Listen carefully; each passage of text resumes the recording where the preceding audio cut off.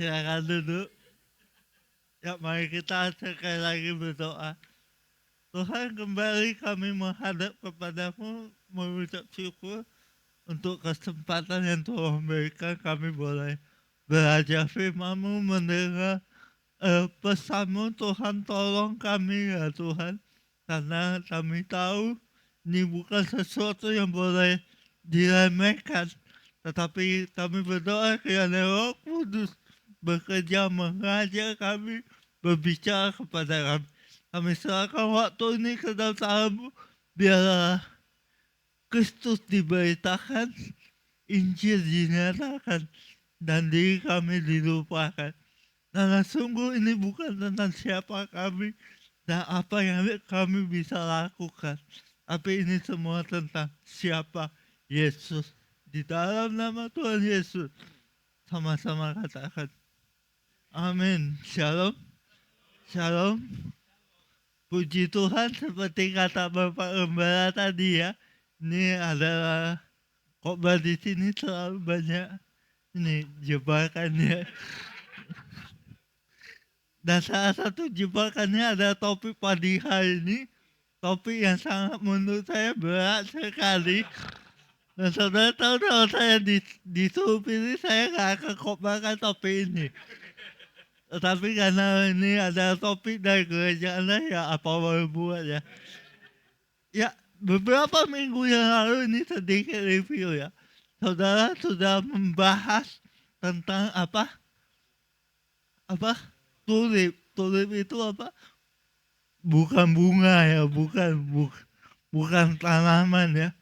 Tulip itu akronim dari satu rumusan teologi tentang keselamatan, yang mana ini dirumuskan melalui pergumulan panjang dari para teolog ya, dan mereka akhirnya membuat sebuah rumusan yang katanya sederhana untuk menyederhanakan, walaupun sama sekali tidak sederhana, yaitu bahwa inilah alur dari pemahaman kita tentang keselamatan, dimulai dari kejatuhan, pemilihan Allah, penebusan Kristus, anugerah Kristus, dan pada akhirnya ujungnya yaitu ketekunan orang-orang kudus.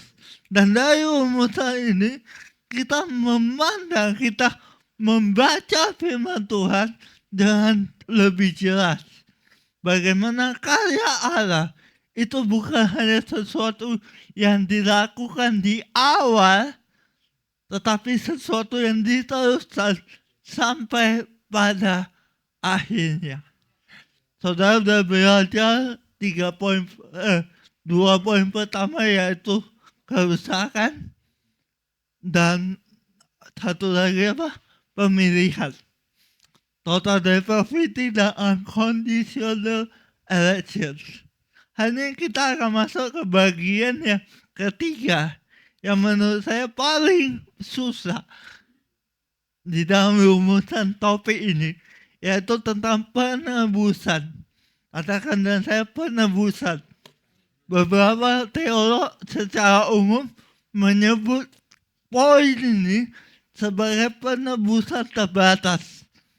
Tapi saya jujur ya, saya nggak terlalu saya agak berhati-hati menggunakan istilah itu, karena banyak orang salah paham apanya yang terbatas. Karena itu beberapa teolog juga menyebut ini sebagai penebusan yang khusus, penebusan yang partikular. Artinya apa? Artinya begini, penebusan itu pada dasarnya tidak terbatas dalam kuasanya. Amin. Kita percaya kuasa Tuhan itu gak bisa dibatasi. Kuasa penebusan Kristus itu tidak bisa dibatasi, baik dalam kuasanya maupun nilainya. Amin. Tetapi masalahnya begini, penebusan ini bukan sesuatu yang mubazir. Penebusan ini punya tujuan yang spesifik. dalam jangkauannya. Yaitu apa? Yaitu bahwa penebusan Kristus itu ditujukan bagi orang-orang yang percaya. Amin. Karena itu disebut penebusan terbatas. Karena penebusan itu hanya ditujukan bagi yang percaya kepada Kristus. Atau bahasa Alkitab dikatakan bagi umat pilihan dari Tuhan. Nah, saya ingin memulai ini dengan mengingatkan kita bahwa entah orang menolak atau percaya pada poin-poin di dalam tulis, terutama dalam penebusan terbatas, karena banyak orang menolak ini biasanya karena kesalahpahaman. Yaitu kok bisa penebusan itu terbatas. Dan sebenarnya bahkan orang-orang yang menolak tulip, yang percaya bahwa keselamatan itu bukan karena kedaulatan Allah, tapi karena pilihan manusia, karena kehendak manusia. Itu pada dasarnya saya bisa bilang mereka juga menganut penebusan terbatas. Sebenarnya kita semua entah percaya atau tidak percaya dengan poin-poin tulis, kita semua pada dasarnya percaya pada penebusan terbatas. Kecuali Anda adalah penganut universal salvation, keselamatan universal. Apa itu keselamatan universal? Keselamatan universal itu percaya begini, keselamatan itu terjadi mau Anda percaya atau tidak percaya kepada Yesus. Karena Tuhan baik. Tuhan baik, Tuhan mau semua selamat masuk surga. Jadi mau Anda percaya atau tidak percaya Yesus, Anda pasti selamat. Nah, itu universalisme. Dan biasanya baik orang Kristen yang menganut poin-poin ini maupun tidak menolak itu. Jadi pada dasarnya manusia, kita orang percaya yang benar-benar belajar ini, pada dasarnya percaya penebusan itu terbatas. Bukan karena kuasanya, tapi karena jangkauannya memang khusus. Nah, kita akan melihat.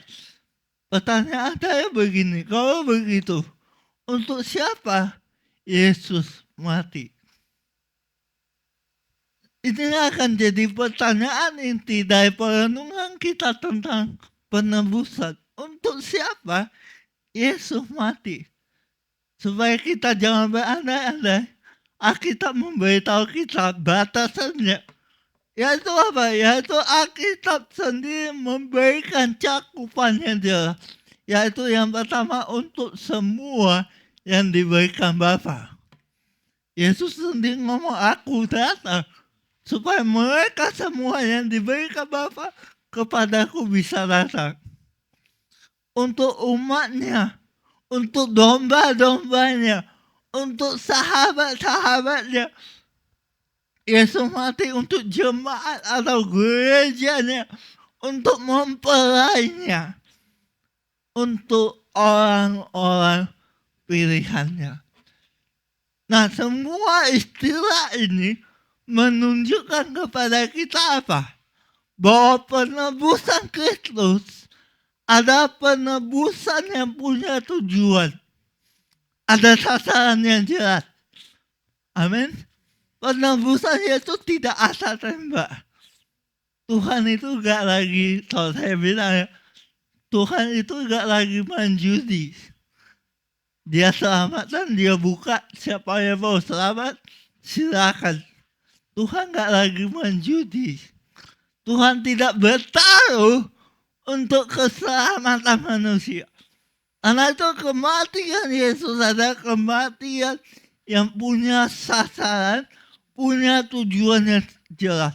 Yesus mati bangkit naik ke surga untuk menunjukkan bahwa pada akhirnya semua yang milik Allah akan sampai kepada Allah. Dasarnya apa kita ngomong begini? Kok bisa Tuhan itu seolah-olah ya pilih-pilih? Apakah Tuhan itu pilih seperti kita memilih sesuatu? Oh, saya pilih A karena saya suka. Saya nggak pilih B karena saya nggak suka. Apakah pilihan Tuhan seperti itu? Karena apa, kalau kita renungkan, kalau Tuhan memang nggak milih semua, kesannya seolah-olah Tuhan itu milih-milih. Tapi Alkitab memberikan kita satu kebenaran. Kalau saudara baca Roma 11, itu bagus banget. Dasar pemilihan dari Allah itu bukan karena preferensi, bukan karena dia suka apa dia pilih, bukan. Tetapi dasar pemilihan Allah adalah berdasarkan kekayaan, hikmat, dan pengetahuannya. Paulus waktu bicara tentang ini, dia berkata begini, sungguh tidak terselidiki keputusan-keputusanmu, tidak terselami jalan-jalanmu. Betapa ajaibnya, siapa yang bisa menyelami pikiran Tuhan. Dengan kata lain, Allah memilih bukan karena suka tidak suka, tapi dia memilih berdasarkan pertimbangan hikmat dan pengetahuannya yang bijaksana. Karena itu mari kita mulai memahami bahwa pemilihan Allah itu adalah sesuatu yang alkitabiah. Itu adalah sesuatu yang diajarkan oleh Alkitab. Dan karena itu kita perlu mengajarkannya, mempelajarinya apa adanya. Amin. Nah, hari ini saya akan ajak kita untuk baca dari perikop khusus, yaitu Yohanes 10. Kita akan baca si topik ini di perikop ini. Kita akan baca dari ayat yang ke-14 sampai 18 bergantian. Saudara baca yang hijau, saya baca yang biru. Yohanes 10. Akulah gembala yang baik, dan aku mengenal domba-dombaku, dan domba-dombaku mengenal aku.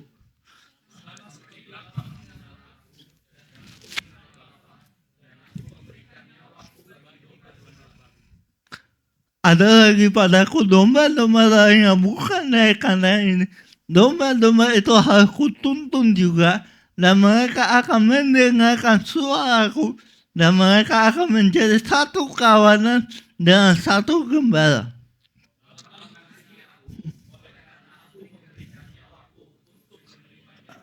Ayat 18 sama-sama. Tidak seorang pun mengambilnya daripadaku, melainkan aku memberikannya menurut aku berkuasa memberikannya dan berkuasa inilah tugas. Amin. Ayat ini menunjukkan bahwa Yesus datang sebagai gembala bagi domba-dombanya. Artinya apa? Artinya Alkitab mengidentifikasikan umat Allah secara jelas. Kalau ada domba, artinya apa? Ada gembala, betul. Tapi waktu saya begini, kalau Alkitab menyebut kita ada domba, artinya ada yang bukan domba. Artinya apa? Alkitab sendiri menunjukkan secara spesifik bahwa keselamatan itu bukan untuk bukan untuk semua. Ada sasarannya. Dan kalau kita pelajari kitab Yohanes, perikop yang kita baca ini, ada salah satu pernyataan mengenai siapa Yesus di dalam Injil Yohanes, yaitu Yesus sebagai gembala yang baik. Ingat 7 perkataan aku adalah di kitab Yohanes. Roti hidup terang dunia, pintu gembala yang baik, kebangkitan dan hidup, jalan kebenaran hidup, pokok anggur yang benar. Semua itu merefleksikan, memperkenalkan siapa Yesus bagi umatnya.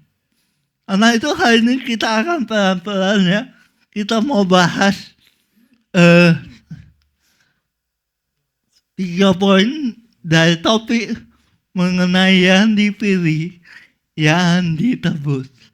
Saya pakai judul ini biar aman. Jadi tolong jangan diganti judulnya ya. Poin pertama kita akan melihat dari perikop tadi relasi Allah dan umatnya. Kemudian kita akan melihat bagaimana pemilihan ini, penembusan ini dikerjakan dari Allah untuk Allah. Dan pada akhirnya bagaimana pemilihan dan penembusan Kristus itu memberikan jaminan. Itu menjamin, membuat kita tenang, membuat kita bisa aman. Karena kita tahu hidup kita ada di tangan Allah yang berdaulat. Nah, poin pertama, ayat yang kita baca, di dalam ayat yang ke-14, Yesus bilang gini, akulah gembala yang baik. Perikop ini dimulai dengan menunjukkan relasi apa sih yang Yesus miliki dengan domba-dombanya, dengan umatnya. Dan Yesus bilang, aku gembala yang baik. Kenapa? Karena gembala yang baik adalah gembala yang mengenal domba-dombanya. Dan domba-dombanya mengenal gembalanya. Kalau kita baca ayat ini, ada sebuah alur logis, yaitu dimulai dengan pertama gini, Yesus mengenal domba-dombanya. Itu urutannya. Dan karena Yesus mengenal domba-dombanya, maka domba-dombanya mengenal dia. Yesus mengenal domba-dombanya, karena itu kita dimampukan untuk mengenal siapa dia. Nah, saya sedikit pamer Bapak Ibu. Kata mengenal itu dari kata Yunani, ginosko. Dan pada ayat ini, kata dasar ginosko itu muncul 2 kali. Tapi bentuknya beda. Karena bahasa Yunani agak rumit. Nanti kalau saudara belajar ya, yang hidupnya kurang masalah, kurang menderita, boleh coba. Kata ganti, kata orang, itu kata kerjanya berubah-ubah. Nah, kata ginoso atau kata ginokoisi itu akar katanya satu, yaitu ginosko, kata mengenal. Nah, kata ini di dalam bahasa Yunani punya penekanan, yaitu bentuknya aktif dan terus menerus. Dengan kata lain, ketika Yesus berkata, aku mengenal domba-dombaku, itu ada tindakan Allah yang aktif dalam berhubungan, berrelasi dengan umatnya. Dan tindakan itu berlangsung terus menerus. Allah mengenal domba-dombanya karena dia sengaja ingin menjalin hubungan dengan umatnya. Dan 2 kata ini adalah kata yang menggunakan bahasa perjanjian. Artinya ini bukan relasi yang umum. Ini relasi perjanjian. Allah mengenal umatnya. Dan umatnya mengenal Allah. Itu punya konteks perjanjian. Saya kasih ilustrasi begini. Kalau saudara kenal seseorang, seberapa jauh kita dikatakan mengenal orang tersebut. Misalnya nih, kita tahu kita ini tinggal di negara Indonesia. Betul?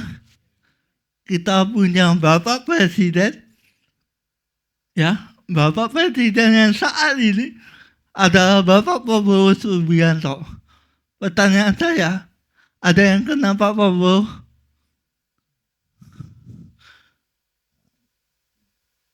Ada yang kenal Pak Prabowo? Harusnya saudara tanya, kenal dalam hal apa? Karena kalau kita bilang, kenal gak Presiden pertama Indonesia? Ya kenal Bapak Prabowo Subianto. Tetapi pengenalan seperti itu bersifat pengetahuan, informasi. Kita cuma tahu fakta-fakta tentang sosok tertentu. Ya, Pak Prabowo adalah Presiden Republik Indonesia saat ini. Sebelumnya dia siapa? Menteri Pertahanan. Pernah terlibat dalam militer. Dia anak dari menteri yang pernah menjabat beberapa kali di masa Orde Lama dan Orde Baru. Pertanyaannya, dengan informasi begitu, menurut saudara saya sudah kenal Pak Prabowo? Kenapa?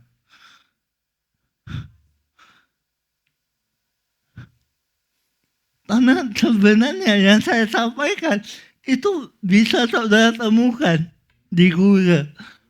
Betul gak sih? Kalau saya tambah gini, makanan kesukaannya saya tahu. Saudara tahu gak? Makanan kesukaan Pak Prabowo ada gado-gado dan nasi goreng. Saudara gak tahu kan? Sekarang saudara percaya gak saya kenal Pak Prabowo? Kenapa? Kan saya tahu ya saudara gak tahu. Bedanya saudara gak saya tahu, itu bedanya. Kita bisa tahu mengenal presiden, dia suka makan apa.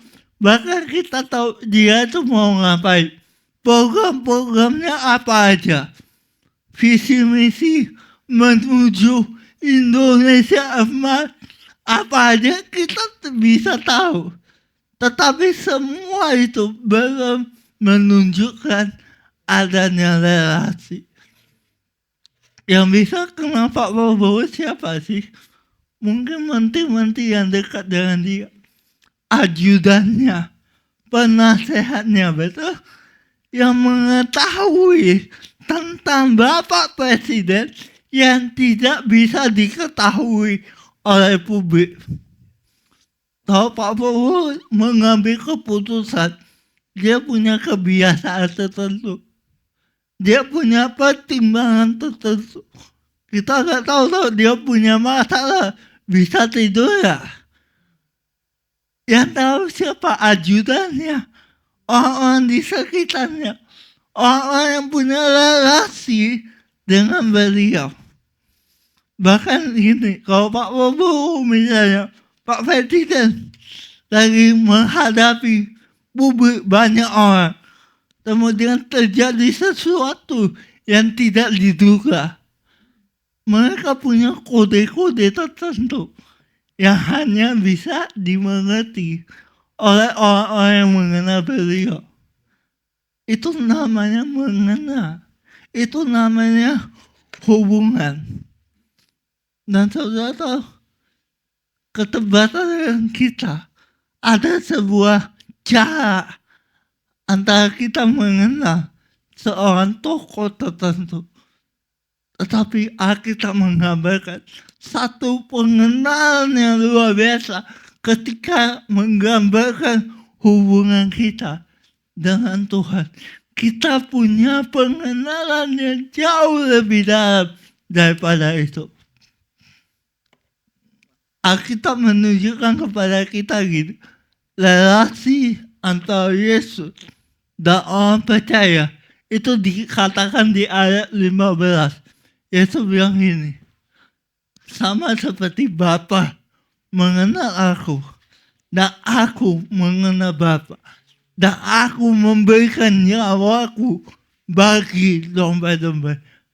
Ingat sebelumnya Yesus bilang apa? Akulah gembala yang baik, aku kenal domba-dombaku, domba-dombaku mengenal aku dan Yesus mengaitkan hubungan itu dengan hubungan yang lebih besar. Apa itu? Sama seperti aku kenal Bapa dan Bapa kenal aku. Jadi hubungan kita dengan Tuhan, dengan Yesus, itu sebenarnya merupakan sebuah refleksi, sebuah gambar yang lebih besar dari relasi antara Bapa dan Yesus. Dan tentunya Roh Kudus. Walaupun Roh Kudus tidak muncul secara eksplisit, tapi bukan berarti Roh Kudus tidak terlibat. Karena Allah itu kan adalah Allah yang satu dan tidak terpisahkan. Jadi hubungan kita dengan Yesus adalah hubungan yang intim dan kekal. Karena itu mencerminkan relasi dari Allah Tuhan. Sebegitu mendalamnya, sebegitu intimnya. Dan untuk hubungan seperti itu, dikatakan begini, aku memberikan nyawaku untuk itu. Untuk hubungan yang demikianlah, Yesus mati mengorbankan hidupnya di atas kayu salib. Dengan kata lain, konsep penebusan itu tidak sedangkan yang kita kira. Karena itu di poin pertama saya mau bilang gini. Keselamatan adalah refleksi dari Allah yang mengenal dan dikenal oleh umat pilihannya. Keselamatan itu bukan cuma ya kita hidup, percaya Yesus, nunggu mati masuk surga. Keselamatan itu tidak bicara tentang masuk surga. Keselamatan bicara tentang apa? Ketika kita masih hidup, Allah mau datang ke dunia, berrelasi dengan kita. Keselamatan itu apa? Keselamatan itu adalah ketika kita masih hidup. Hidup kita itu mencerminkan, merefleksikan pengenalan akan siapa Allah.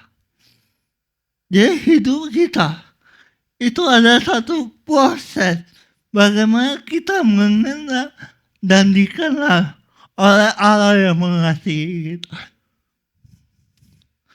Dan bahkan kalau kita baca selanjutnya, Yesus memberikan sebuah pernyataan yang kontroversial. Yesus bilang gini, ada lagi padaku domba-domba lain, bukan dari kandang ini. Saudara, di balik pernyataan ini sebenarnya ada satu pengertian yang kontroversial yang mesti kita pahami. Yesus gak sedang bicara tentang domba biasa. Dan ini ada jadi pada waktu itu Yesus datang kepada orang Yahudi. Dan orang Yahudi punya persepsi tentang umat pilihan dengan cara yang sempit. Ini yang jadi kesalahpahaman yang banyak dibawa orang sampai hari ini. Kalau ada pilihan kan berarti Tuhan itu sempit. Dia cuma milih orang-orang tertentu. Tapi Yesus setelah dia bicara hubungannya dengan domba-dombanya, dia kasih tahu orang Yahudi begini, masih ada padaku domba-domba lain, bukan dari kandang ini. Dengan kata lain, dia mau bilang sama orang Yahudi gini, hei, kalian bukan satu-satunya umat Allah. Umat Allah jauh lebih besar daripada yang kalian bayangkan. Yesus menunjukkan bahwa pilihan Allah ternyata melampaui batasan etnis dan budaya. Dan saudara tahu, pernyataan ini kontroversial. Kenapa? Karena setelah ini, kalau nanti saudara pulang baca, di ayat 19, itu mulai terjadi pertentangan di antara sesama Yahudi. Karena apa? Karena apa yang Yesus katakan. Dan ayat 20 bahkan ada orang bilang Yesus itu kerasukan setan dan gila. Karena apa? Karena pernyataan ini begitu kontroversial. Dan pada bagian selanjutnya, Yesus itu ditolak oleh banyak orang. Banyak orang menentang Yesus, dan Yesus ngomong gini, karena kamu tidak termasuk domba-dombaku. Nanti saudara berbaca ya Yohanes 10 itu sangat menurut saya sangat menarik. Jadi Yesus membalikkan posisi orang Yahudi. Dan mereka yang mengira cuma mereka umat pilihan, Yesus kasih tahu, bukan cuma kalian, pilihan lebih luas. Dan ketika mereka menolak, Yesus tunjukkan, adalah kamu bukan domba-dombaku. Dan itu benar-benar bikin orang Yahudi marah banget. Karena itu di poin kedua, kita mau melihat kenapa Yesus berbicara tentang ini. Karena Yesus mau menunjukkan bahwa penebusan itu melibatkan manusia, tapi bukan untuk manusia. Penebusan berasal dari Allah dan untuk Allah. Penebusan, tujuan penebusan adalah Allah mendapatkan umatnya. Dan kalau kita baca di ayat 17, Yesus ngomong gini, Bapa mengasihi aku. Kenapa? Aku memberikan nyawaku dan untuk menerimanya kembali. Jadi dari ayat ini, Yesus menunjukkan kepada kita ada motif, ada tujuan penebusan. Penebusan itu punya motif, yaitu apa? Karena Bapa mengasihi Yesus, maka penebusan itu terjadi. Dan punya tujuan, yaitu apa? Supaya apa yang ditebus itu diterima kembali. Dengan kata lain, waktu kita bicara tentang penebusan Kristus, saya ingat beberapa tahun yang lalu, sekitar 2015, 2016, muncul satu pemahaman yang kontras.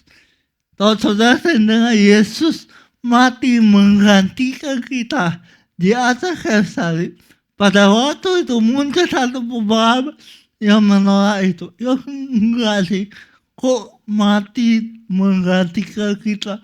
Seolah-olah Yesus itu ada korban, tanda kutip, korban yang dipaksa untuk mati demi manusia.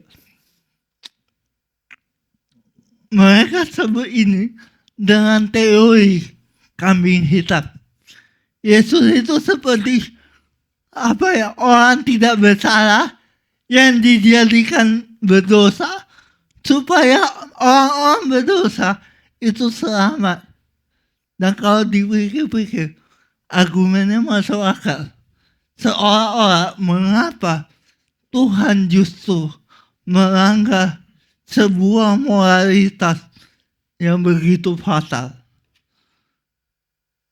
Kalau ada orang, misalnya bisnis, kalau ada orang jadi korban atas sesuatu yang tidak dilakukan, kita bilang apa?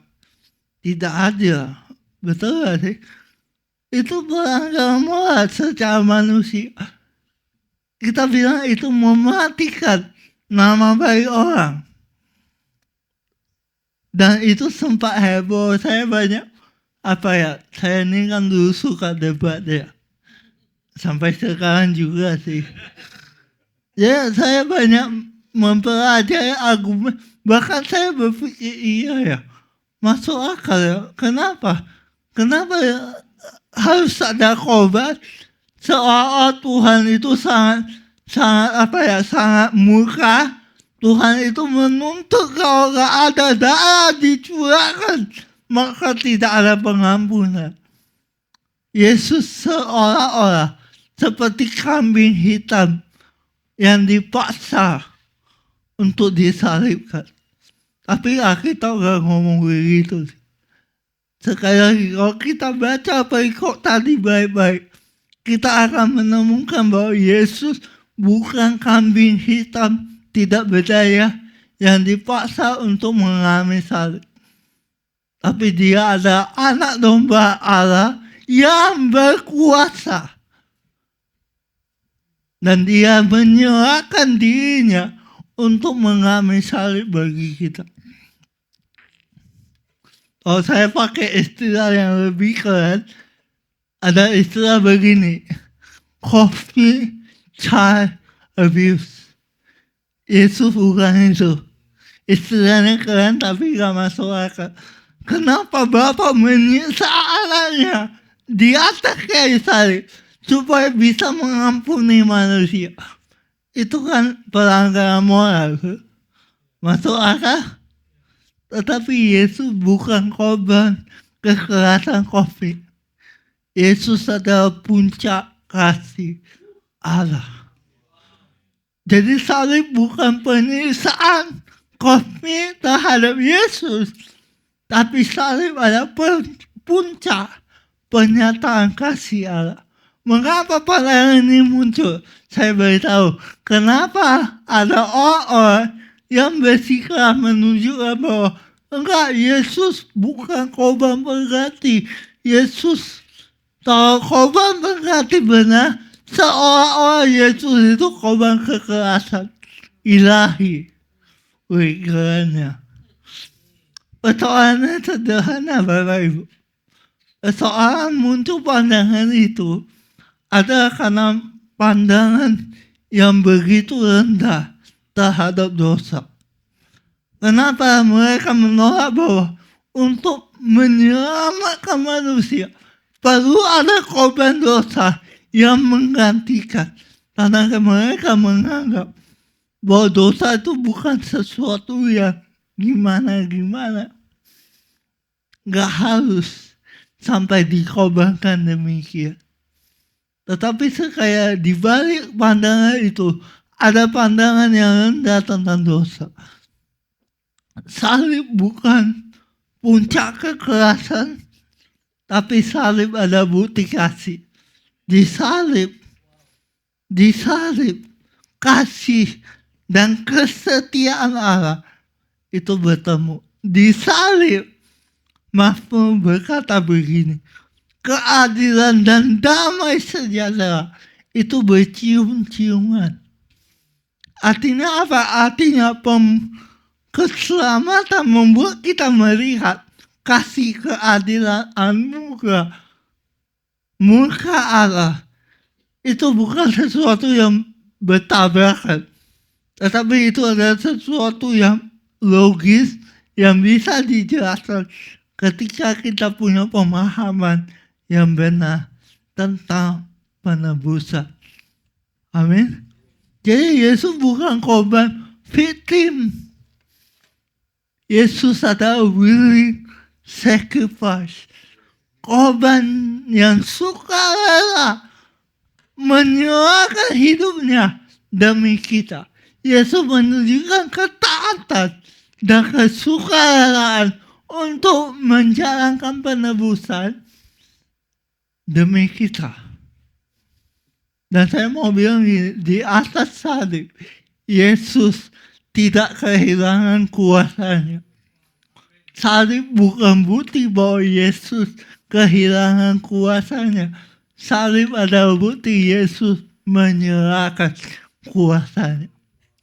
Filipi 2 berkata begini, Dia yang dalam rupa Allah tidak menganggap kesetaraan dengan Allah sebagai milik yang harus dipertahankan. Kalau kita baca lagi Matius 23 ayat 53, 54 boleh dicatat.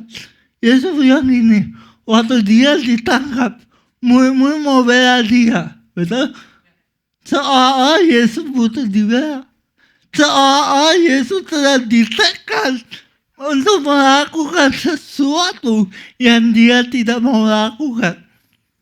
Dan waktu murid-muridnya bersiap-siap mau membela, Yesus bilang gini, kau sangka bahwa aku tidak dapat berseru kepada Bapakku supaya ia segera mengirimkan lebih dari 12 pasukan malaikat.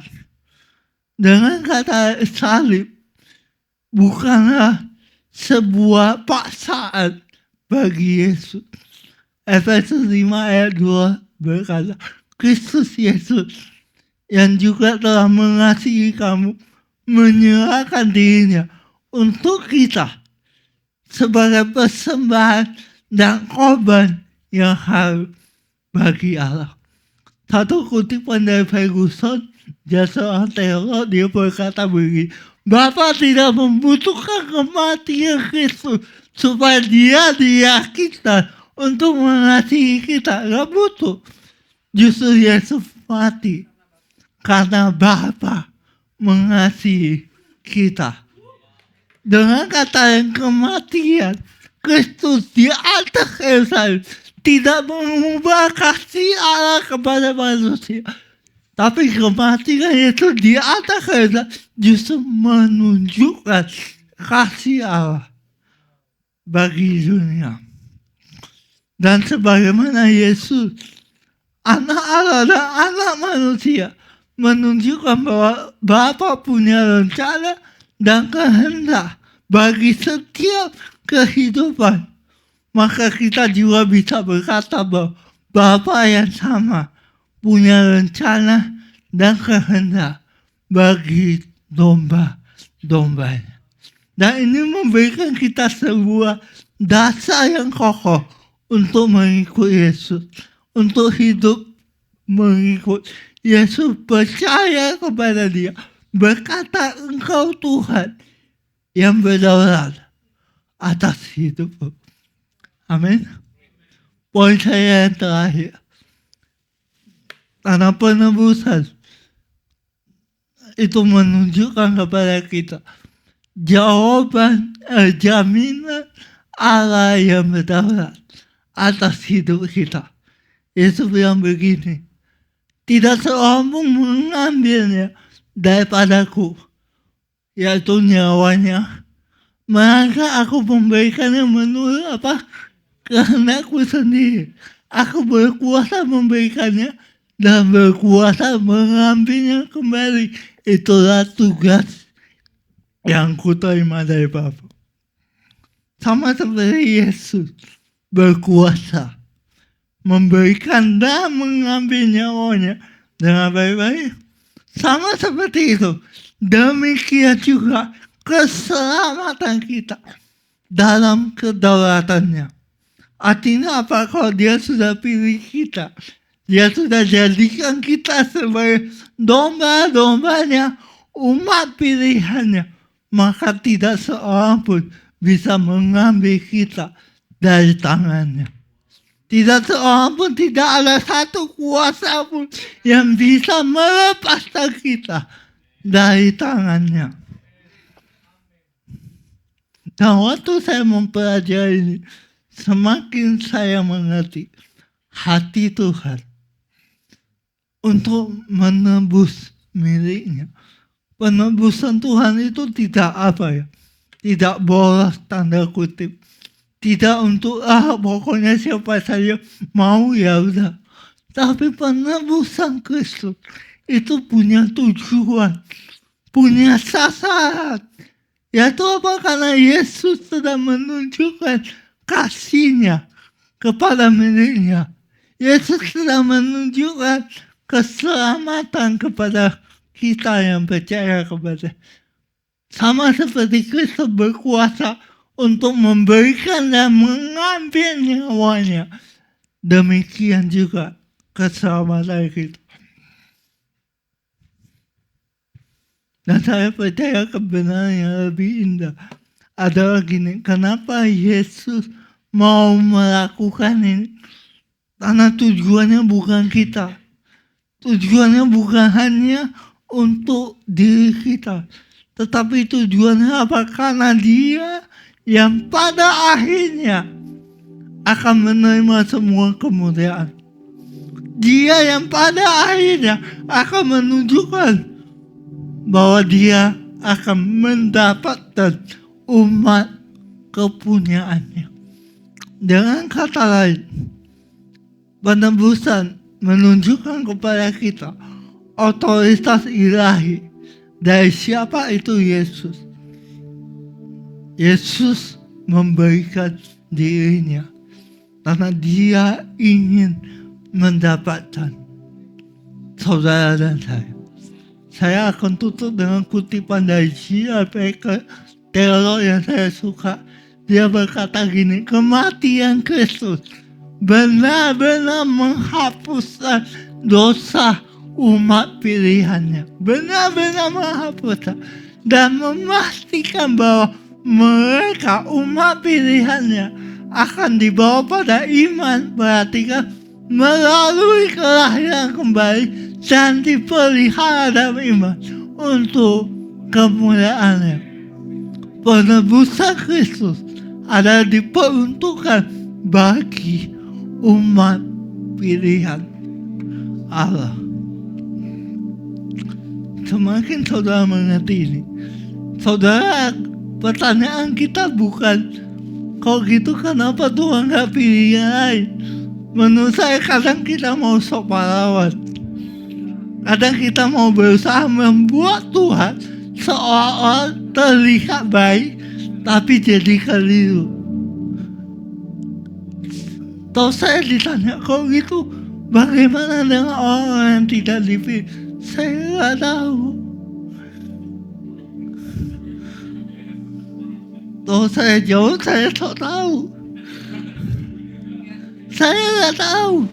Kenapa? Karena pemilihan Allah itu tadi didasarkan pada pertimbangan yang tidak terselami, pada hikmat dan kebijaksanaannya, bukan pada pemahaman kita. Saya nggak tahu kenapa ada orang-orang yang tidak dipilih.